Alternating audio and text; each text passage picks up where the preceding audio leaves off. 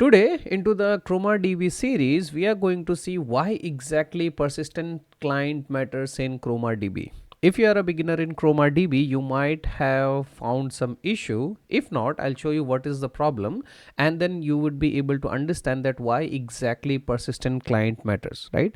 So while you are learning Chroma DB or any other vector database, you would have some kind of challenges.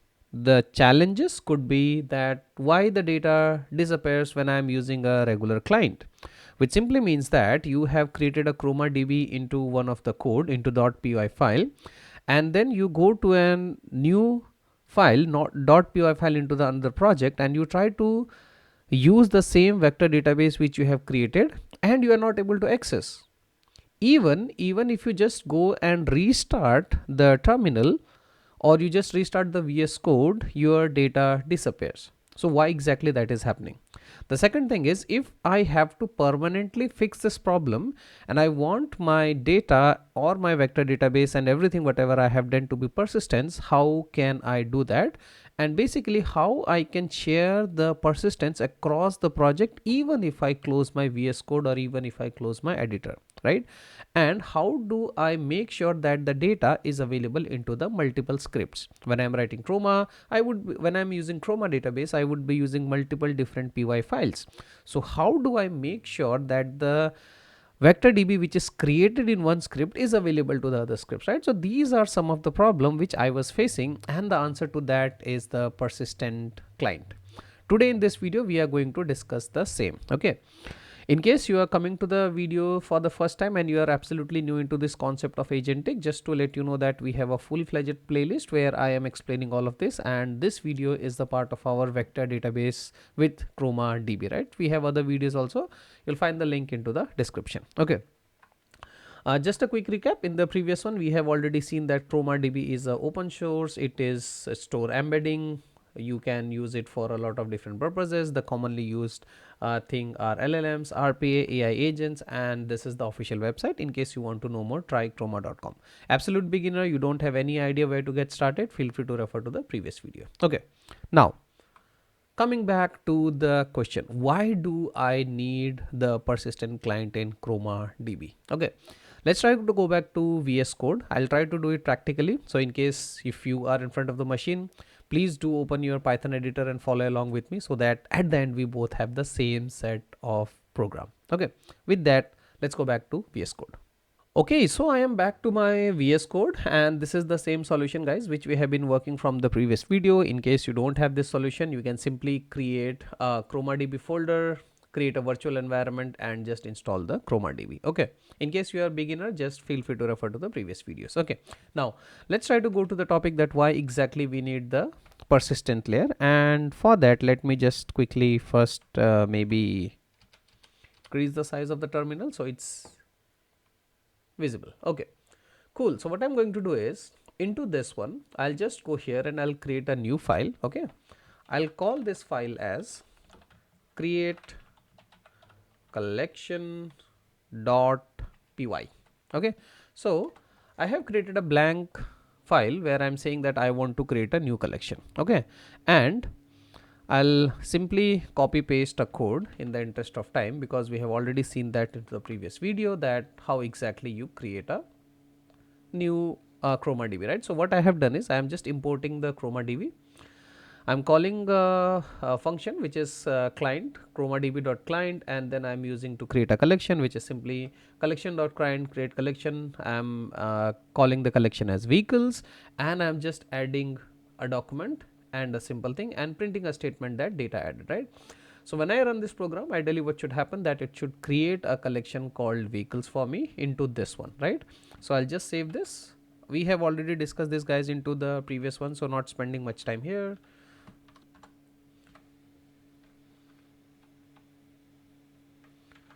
Okay, and to trigger that, I'm just using Python create collection.py. Okay, and now you can see that the data is added and the vector database is created. That was as easy it was, right?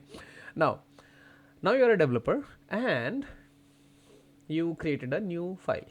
Okay, now into that new one, I want to see what is the existing data. So let's call it c existing.py, right? Into the same folder I created something which is called c existing. Okay, now here I just created this guy, right? The name of the collection was vehicles, and I wanted to check whether this is already available or not. So I'm just going to write a simple code that how you can check.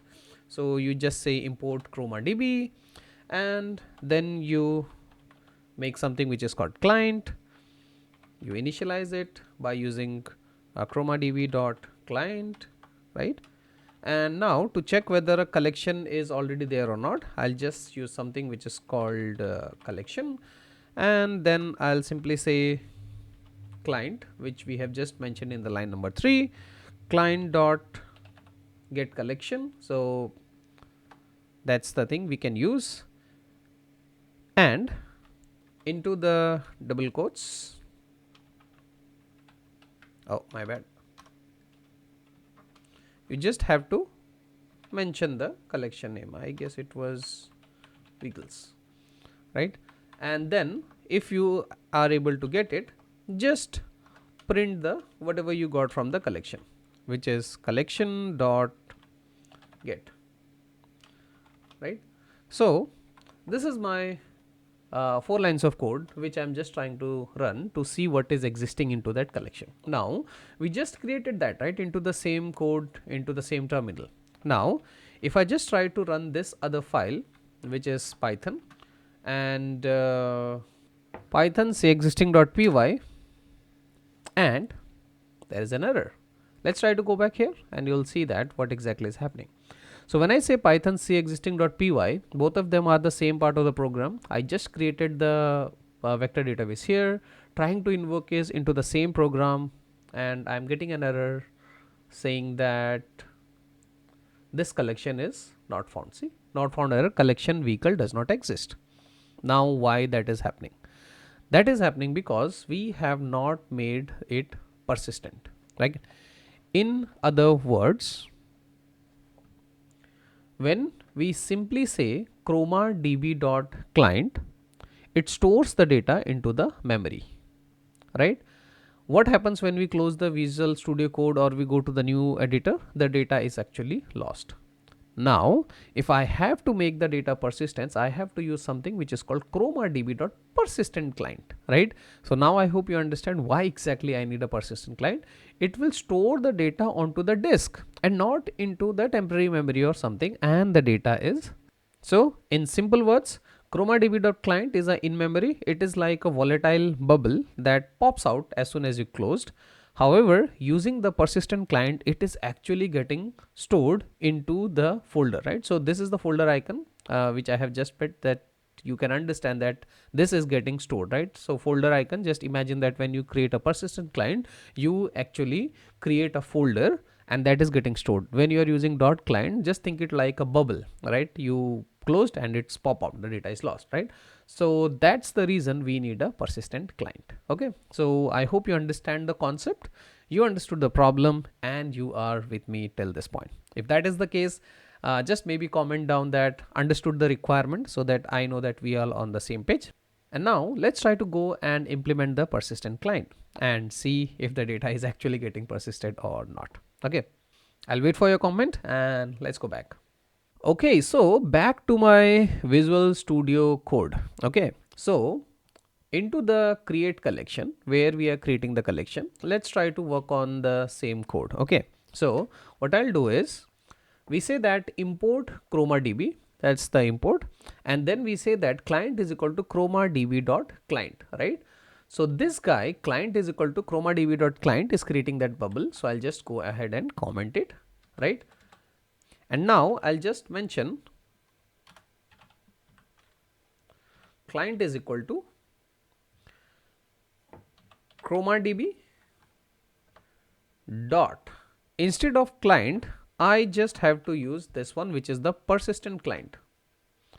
And now it is going to ask me for the path, right? So right now I want to store it inside the same folder. So I'll just say path, and then I'll say equal to, and then into the double quotes,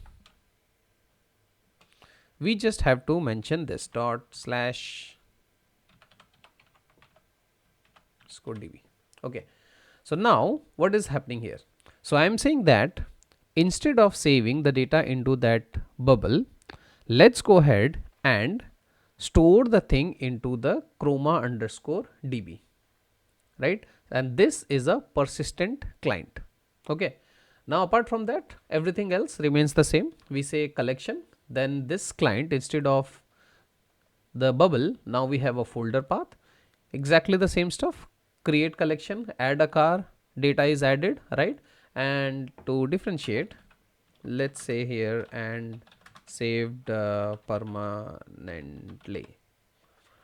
Okay, something like this. Okay, now once this is done, I'll just go and maybe do a save, and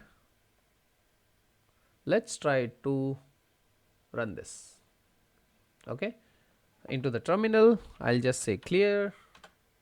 Okay, and we'll just try to execute the same file, which is the create collection.py, this time with a folder, and it says that data added and saved permanently. Now let's go back to this other program, which is called the C existing. If you see here, this collection was vehicles. Last time when I triggered, I was getting an error. So let's try to go here and try to run this command, which is C existing, and into the C existing we are still getting the same error, right? It says that the collection vehicles does not exist. Let's try to understand the code, right? We are saying that import the Chroma DB, then we are saying that client.chromadb.client, right? So I hope you guys would have understand this, that we just have to mention here, instead of client, it would be the persistent client, right? And when you say the persistent client, all you have to do is just pass the same path, which is this. So I'll just do a control C and I'll just pass it here, right?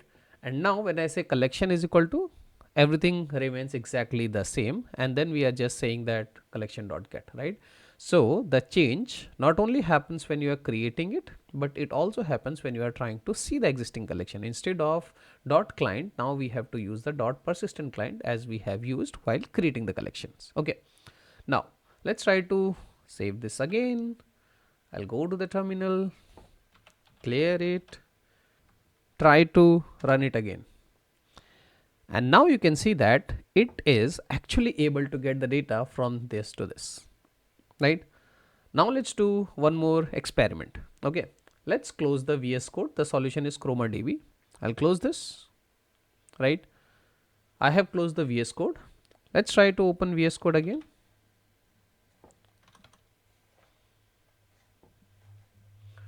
And this is the program. Now I'm simply going to rerun the C existing. Okay, Python does not exist because I am not inside the venv folder, right? And then let's try to do the C existing, and you can see that still I am able to get that car, and the car runs on land, blah blah blah, right? So that means that using the persistent client, you are able to save the data. Okay, now you might have a question, right? That where exactly this chroma underscore db is getting created, and where can I see that? So the simple answer for that is look into the project folder, into the same path where I have just mentioned, into the same path, create something which is called chroma underscore db. Go here and you would notice that this is your chroma underscore db now, right? So into the chroma underscore db, you have this chroma SQLite, you have SQL3 which you cannot open, and then you have all this information here. So what happens behind the scene? Behind the scene, this complete thing acts as now as your local chroma database. You can back it up, you can copy it, or you can also connect it to any other script like we used into the C existing, right? So basically using that persistent layer allows you, persistent client allows you to persist the data, right? And that's pretty much it, right?